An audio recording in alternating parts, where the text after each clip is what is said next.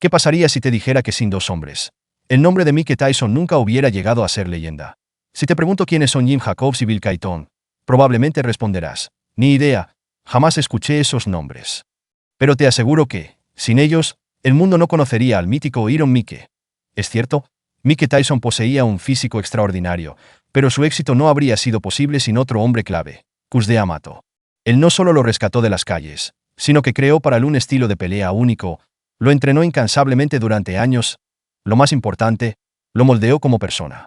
Sin ese apoyo, la historia del legendario Tyson simplemente no existiría. ¿Quieres descubrir cómo estos hombres forjaron a uno de los boxeadores más temidos de todos los tiempos? Quédate hasta el final. Además de ser un boxeador legendario, Mike Tyson es, en muchos sentidos, un producto cuidadosamente elaborado. Sin una estrategia de promoción impecable, probablemente no conoceríamos al Iron Mike que todos admiramos. Y detrás de esa promoción estaba Bill Cayton, quien cerró cada trato destinado a aumentar su popularidad y llevar su nombre a lo más alto. Por su parte, Jim Jacobs diseñó una programación de combates que permitió a Tyson brillar al máximo. Organizó sus peleas de manera que siempre estuviera en óptimas condiciones, sin pausas excesivas que afectaran su ritmo, pero con el tiempo suficiente para recuperarse completamente. Y no podemos olvidar a Kevin Rooney, el entrenador principal de Tyson. Él dirigía los entrenamientos y estrategias en el ring, aunque, claro, siempre contaba con el apoyo del resto del equipo.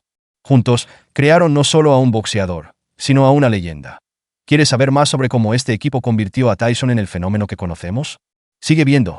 Sin el apoyo de estos hombres clave, el mundo probablemente nunca habría conocido a Mike Tyson como el gran campeón que fue. Y si su nombre hubiera llegado a los titulares, habría sido en la sección de noticias policiales, un arresto o incluso la muerte violenta de un joven delincuente callejero. Porque eso era lo que Mike, con apenas 13 años, ya estaba encaminado a convertirse. ¿Te imaginas cómo un destino casi escrito cambió gracias a quienes vieron en él algo más? Descúbrelo en los próximos minutos. Bill Cayton nació en 1918, y desde joven tuvo la suerte de pertenecer a una familia acomodada y bien conectada. A los 27 años, fundó su propia agencia de publicidad, que rápidamente estableció relaciones cercanas con la televisión. Pero Cayton no era un heredero cualquiera. Era un visionario que supo multiplicar su fortuna y, además, tenía una gran pasión por el boxeo. Mientras veía los primeros televisores en blanco y negro, Cayton notó algo único. El boxeo era ideal para la televisión. A diferencia de deportes como el fútbol, el béisbol o el baloncesto, que requieren planos generales y pueden ser difíciles de seguir en pantallas pequeñas, el boxeo mostraba de cerca a dos luchadores, claramente visibles en cada movimiento. Con esa idea en mente, fundó Big Fights, una empresa dedicada a adquirir y restaurar archivos históricos de boxeo. En una época en la que las grabaciones se deterioraban rápidamente, Big Fights logró salvar combates históricos, incluyendo la primera grabación de un combate de boxeo hecha por Thomas Edison en 1894 con su kinetoscopio. Un dato curioso es que, en los años 50, Cayton incluso compró material de Soyuz Mulfilm, el estudio soviético de animación. Tradujo clásicos como La princesa rana y Menos 12 meses al inglés para transmitirlos en la televisión estadounidense. Además, con los archivos adquiridos, Cayton produjo y lanzó el programa Los mejores combates del siglo, patrocinado por una marca de productos para el cuidado del cabello, uno de los clientes de su agencia de publicidad.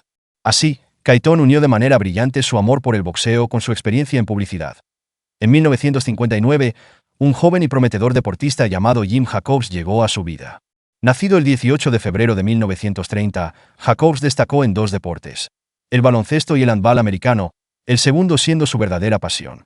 Aunque tuvo la oportunidad de unirse al equipo olímpico de baloncesto de Estados Unidos, eligió dedicarse al handball, donde se convirtió en una leyenda, ganando todos los campeonatos individuales en los que participó durante 14 años. Sin embargo, Jacobs también tenía una obsesión: el boxeo. Durante sus viajes por Estados Unidos y Europa, comenzó a coleccionar grabaciones de combates históricos.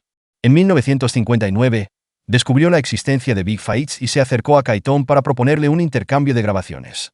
Cayton, impresionado por la pasión de Jacobs, le ofreció un puesto en la empresa, marcando el inicio de una colaboración que cambiaría la historia del boxeo. Ese mismo año, Jacobs asistió a un evento de boxeo donde presentó algunas de las raras grabaciones de su colección. Allí conoció a Cus D'Amato, un reconocido entrenador y manager que, en ese momento, guiaba la carrera de Floyd Patterson. Fascinado por la determinación y la voluntad de Jacobs, D'Amato incluso lo entrenó en secreto durante 6 meses para un posible combate contra el campeón de peso semipesado, Archie Moore. Fue este encuentro entre Cayton, Jacobs y D'Amato lo que sentó las bases de una asociación que años después daría lugar a una de las mayores leyendas del boxeo, Mike Tyson. ¿Quieres saber cómo continuó esta historia? Quédate y descúbrelo. Cómo una serie de decisiones y una segunda oportunidad crearon a la leyenda de Mike Tyson. Para Cus D'Amato, entrenar a un boxeador que se convirtiera en campeón mundial absoluto desde su primer combate era un desafío que no podía rechazar. Sin embargo, cuando se acercó al legendario Archie Moore para proponer un combate contra Jim Jacobs, Moore respondió: hay dos posibilidades en este enfrentamiento. O me derrota, o lo mato. Ninguna me convence. Con esa respuesta, la carrera boxística de Jacobs terminó antes de empezar. Pero la relación cercana que había formado con D'Amato lo llevó a convertirse en el encargado de relaciones públicas de Floyd Patterson. Preparando su pelea contra Sonny Liston en 1962, la amistad entre Cus y Jim se fortaleció. Y fue Jacobs quien presentó a D'Amato a Bill Cayton, marcando el inicio de una colaboración que cambiaría el boxeo para siempre. A finales de los años 60, Cus D'Amato decidió alejarse de los grandes escenarios y se mudó a Catskill, Nueva York. En 1968 compró un gimnasio con la intención de trabajar con jóvenes problemáticos. Su plan inicial era entrenar a 12 chicos, ampliando eventualmente el grupo a 50. Aunque tenía algunos ahorros, necesitaba un respaldo financiero sólido para mantener el programa durante años. Fue entonces cuando Jim Jacobs y Bill Cayton se convirtieron en socios y patrocinadores de esta iniciativa. Aunque los resultados del programa eran notables en términos sociales, D'Amato ayudó a transformar la vida de decenas de jóvenes problemáticos. No había surgido ningún talento boxístico que prometiera alcanzar la cima. Todo cambió en 1979, cuando un antiguo pupilo de D'Amato, Bobby Stewart, regresó al gimnasio. Stewart, campeón del torneo Guantes de Oro en peso semipesado en 1974, había iniciado una carrera profesional y entrenado bajo la tutela de Cus. Aunque nunca alcanzó la cima, logró destacar lo suficiente para aparecer en el cartel preliminar de la histórica pelea entre Muhammad Ali y George Foreman en Zaire. Curiosamente, los combates preliminares se llevaron a cabo en Estados Unidos, mientras el evento principal tuvo lugar en el continente africano. La carrera de Stewart no despegó, y en ese momento trabajaba como consejero para menores en situación de riesgo. Cuando volvió al gimnasio de D'Amato, lo acompañaba un chico de 13 años llamado Mike, cuyo nombre completo era Michael Gerard Tyson. Ese día marcaría un antes y un después en la historia del boxeo profesional, porque ese joven problemático se convertiría en Iron Mike, el hombre que revolucionaría este deporte. ¿Quieres saber cómo se desarrolló este encuentro y cómo Cus D'Amato transformó a un adolescente rebelde en una leyenda del boxeo? ¿Cómo se forjó el camino de Mike Tyson hacia la grandeza? Al principio, Bobby Stewart llevaba a Mike Tyson al gimnasio de Cus D'Amato una vez por semana. Pero pronto, al descubrir el enorme potencial de ese joven, D'Amato decidió entrenarlo con mayor frecuencia. Tras el fallecimiento de la madre de Mike, Cus asumió la tutela legal del chico, y Tyson se mudó a vivir a su casa. El año 1984 marcó un punto crucial en la historia de Iron Mike. Al cumplir 18 años, D'Amato, como tutor legal, firmó en nombre de Tyson un contrato con Jim Jacobs y Bill Cayton. Jacobs se encargaba de gestionar la carrera boxística de Mike, representando sus intereses ante promotores y planificando cada paso para asegurar su éxito en el ring. Por su parte, Cayton manejaba los negocios fuera del boxeo, desarrollando la popularidad de Tyson y asegurando lucrativos contratos publicitarios. Ambos trabajaban por un porcentaje estándar del 33% de los ingresos de Tyson como campeón. Sin embargo, hasta que Mike lograra un título, Jacobs y Cayton no recibían nada. Ellos mismos financiaban todo. Una vez firmado el contrato, Cayton entregó a D'Amato un cheque por $500,000, destinado a cubrir los costos de entrenamiento de Tyson durante el primer año. Para ponerlo en perspectiva, en los años 80 esta era una cifra astronómica. La mayoría de los boxeadores no ganaban esa cantidad en toda su carrera, pero en el caso de Tyson, esta inversión inicial fue crucial para impulsar su carrera profesional. En marzo de 1985, Mike Tyson debutó en el boxeo profesional. Aquí hay un dato que seguro te parecerá interesante. Tyson es uno de los pocos boxeadores cuya trayectoria completa, desde su primera pelea, está documentada en vídeo. Mientras que muchos campeones olímpicos ya famosos llegaban al boxeo profesional con toda la atención mediática, Tyson no tenía ese estatus en el ámbito amateur. A pesar de ello, su carrera profesional comenzó a destacar desde el principio. Su primera pelea fue grabada con una cámara amateur, pero ya para la segunda y tercera, Cayton se aseguró de que las grabaciones fueran realizadas con equipo profesional. A partir de la cuarta pelea, los combates de Tyson comenzaron a ser transmitidos por televisión. Esto fue posible gracias a Cayton, quien no solo organizaba las grabaciones, sino que logró colocar a Tyson en las pantallas de televisión, construyendo así su imagen pública desde el inicio. El 4 de noviembre de 1985, Cus D'Amato falleció, dejando un vacío enorme en el equipo de Tyson. Para entonces, Mike había disputado solo 11 combates profesionales.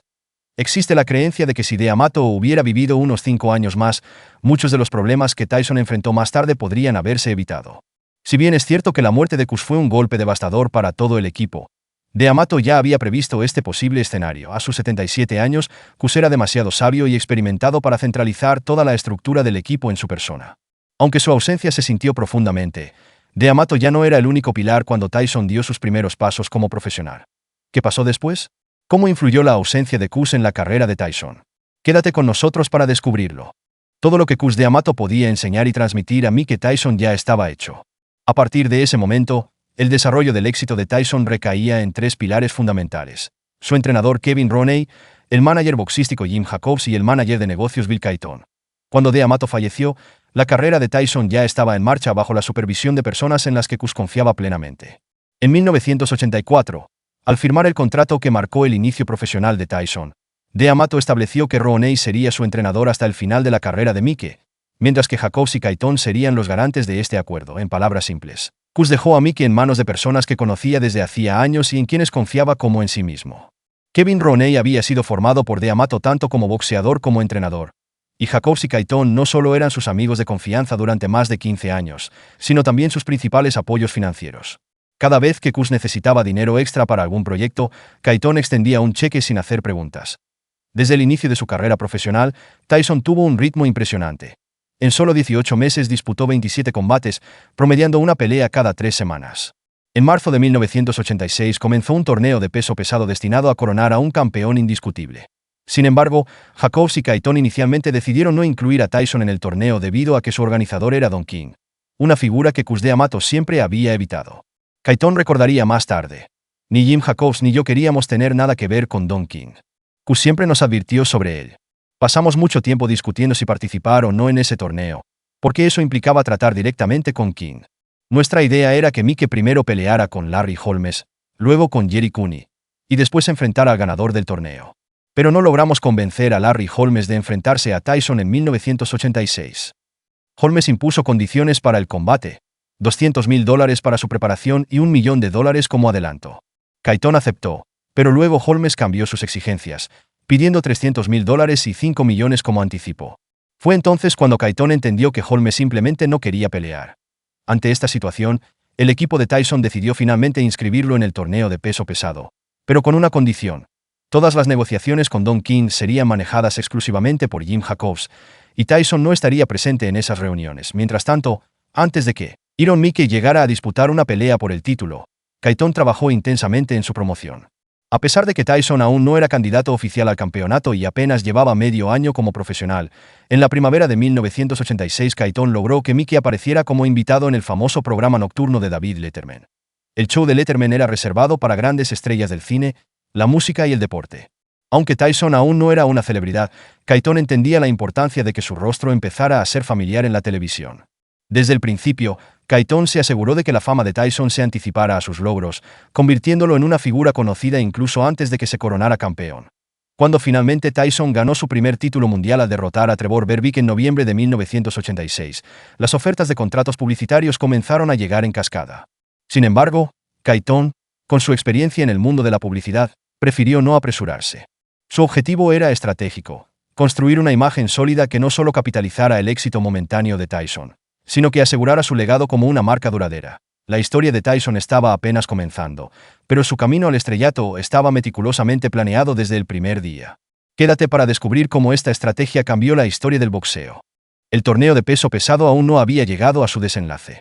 El clímax sería una pelea por el título de campeón absoluto, y el equipo de Mike Tyson no tenía dudas: su boxeador sería quien dominaría la cima del peso pesado, con todos los cinturones en su poder. La confianza del equipo no era infundada.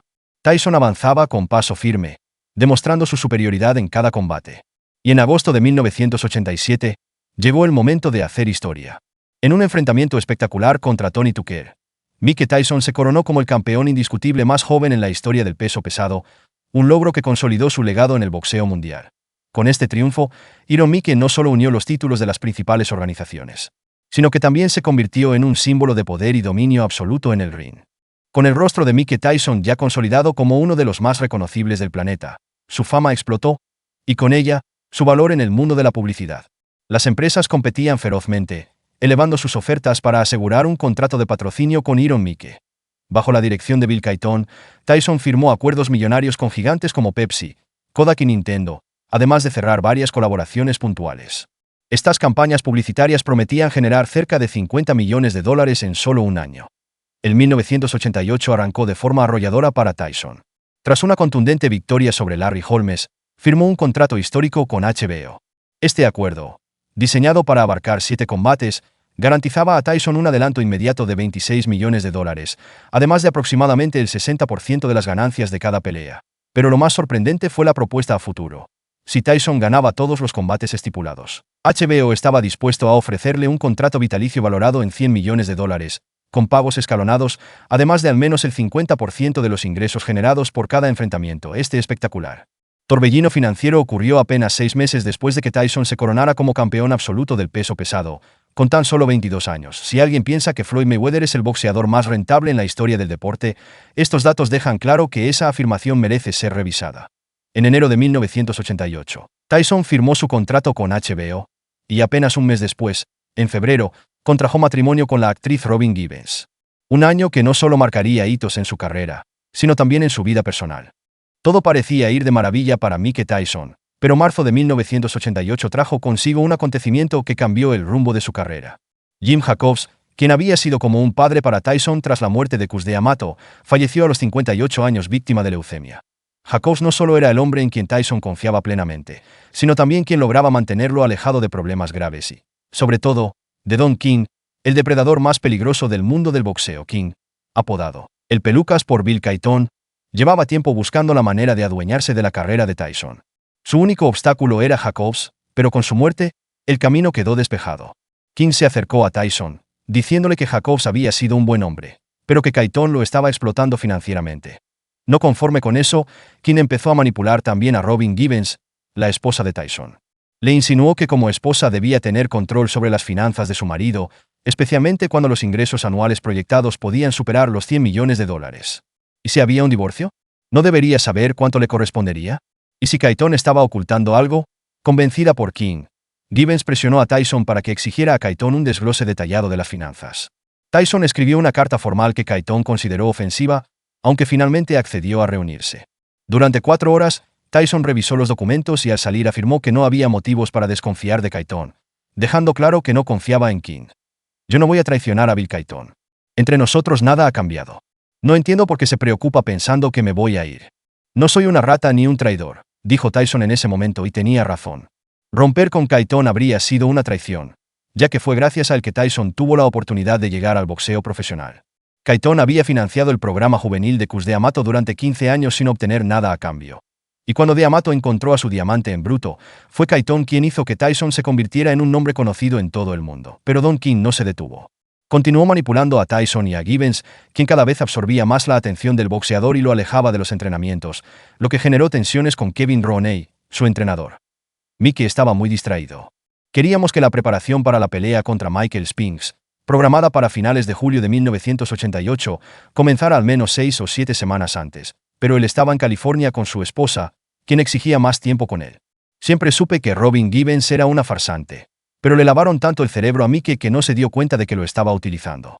Ella vio la oportunidad de hacerse famosa, y lo logró, recordó Rooney. En septiembre de 1988, Tyson y Givens solicitaron el divorcio. Para evitar disputas legales, Givens recibió $10 millones como compensación. Para poner esto en contexto, Bruce Willis ganó $5 millones por protagonizar Duro de Matar, una película de alto presupuesto y gran éxito. El divorcio dejó a Tyson emocionalmente devastado, y Don King aprovechó este momento de vulnerabilidad para dar el golpe definitivo. Finalmente, el 21 de octubre de 1988, Tyson firmó un contrato con King, entregándole las riendas de su carrera.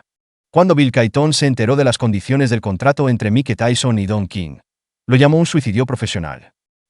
Con el tiempo, demostró que tenía razón. Según ese contrato, King obtuvo control total sobre el dinero de Tyson. La situación llegó a tal extremo que King le prestaba dinero a Tyson para comprar coches, aunque Mike ya poseía una fortuna multimillonaria. King jugó muy bien con la confianza de Tyson, llevándolo a una especie de esclavitud. Cayton, que había previsto lo que King haría, presentó una queja ante la Comisión Atlética del Estado de Nueva York. Sin embargo, esta queja fue atendida solo 3 años después, mientras que la demanda de Cayton contra King tardó 4 años más en resolverse, concluyendo cuando el contrato de Cayton con Tyson ya había expirado y Iron Mike se encontraba en prisión. Aunque Kayton no perdió dinero en su intento de impugnar el contrato con King, recibió una compensación, cuya cantidad no se reveló. Lo importante es que ya había hecho lo más valioso: salvaguardar el legado de Tyson. La carrera de Iron Mike, forjada por Cus D'Amato, Kevin Rooney, Jim Jacobs y Bill Kayton, fue destruida. Pero volvamos a 1988. Una vez que King logró apartar a Kayton, su siguiente objetivo fue Kevin Rooney, quien podría haber representado un problema si le hacía ver las irregularidades del trato con King. Rooney ya había comenzado a advertirle a Tyson que no debía asociarse con King, sino continuar con Kayton. Así que, cuando King firmó el contrato con Tyson, despidió a Rooney de inmediato. Es importante recordar que el acuerdo entre Tyson y Rooney estaba respaldado por Jim Jacobs y Bill Kayton. Con la muerte de Jacobs y la ruptura con Kayton, los dos asistentes de Jacobs también fueron despedidos. Cuando no quedó nadie de la antigua guardia alrededor de Tyson, Rooney fue condenado a la destitución. Rooney demandó a Tyson por $49 millones, y el juicio se resolvió 8 años después, en 1996. El fallo dictó que Tyson debía pagarle a su exentrenador $4,4 millones. Tyson comentó que si Rooney hubiera pedido el dinero directamente, él le habría firmado un cheque sin problema. El problema era que Iron Mike ya no controlaba su propio dinero. Cualquier gasto debía ser aprobado por Don King. Además, es importante destacar que, durante todo este proceso, King también jugó la carta racial. Kayton, Jacobs y Rooney eran blancos, y King insistía en que estos ricos blancos se estaban aprovechando del trabajo de un simple chico negro. Les decía a Tyson: te quitan demasiado, pero yo solo voy a tomar un poquito. Si Tyson hubiera sabido cómo terminarían esas promesas, tal vez la historia del peso pesado habría sido completamente diferente. King logró ganarse la confianza de Tyson con su teoría de que los negros debían unirse, formando un equipo compuesto solo por entrenadores, gerentes y promotores negros. Cus y Jim probablemente se dieron vuelta en sus tumbas al ver lo que le pasó a Tyson. No estarían enojados, simplemente profundamente tristes. Nadie sabe con exactitud qué tipo de presión pudo haber ejercido Don King para cambiar tanto la opinión de Tyson. La habilidad de King para manipular y mentir es casi inimaginable. King solía decir: solo en América, dando a entender que en este país todo era posible. Y tenía razón. Siendo negro, solo en Estados Unidos pudo salirse con la suya, porque en cualquier otro lugar ya estaría en prisión por sus actos. Finalmente, en 1989, Tyson comenzó a trabajar con un equipo completamente nuevo. Don King era su promotor y gerente, mientras que su nuevo entrenador era Aaron Snobel, un viejo amigo de Tyson, aunque Ted Atlas había dicho que ni siquiera podría enseñar a nadar a un pez. En 1998, Bill Kayton vendió sus archivos a ESPN por $80 millones. Murió en 2003 a los 85 años. Es importante destacar que, en 1987, cuando Tyson empezó a ganar millones, parte de sus ingresos fueron invertidos por Jacobs y Kayton en un seguro que garantizaba que, desde los 25 años, Tyson recibiría $250,000 anuales hasta el final de su vida. Mientras tanto, Don King despojó a Tyson de todo su dinero, dejándolo con enormes deudas, pero Jacobs y Kayton, incluso después de su muerte, siguen asegurando a Tyson gracias a su previsión en 1987. Lo más importante es que si no hubiera sido por su dedicación al boxeo y su empeño por preservar el legado de Tyson, muchas de las historias más importantes del boxeo, especialmente de la primera mitad del siglo XX, habrían desaparecido por su contribución al legado del boxeo. Jim Jacobs y Bill Kayton fueron incluidos en el Salón Internacional de la Fama del Boxeo.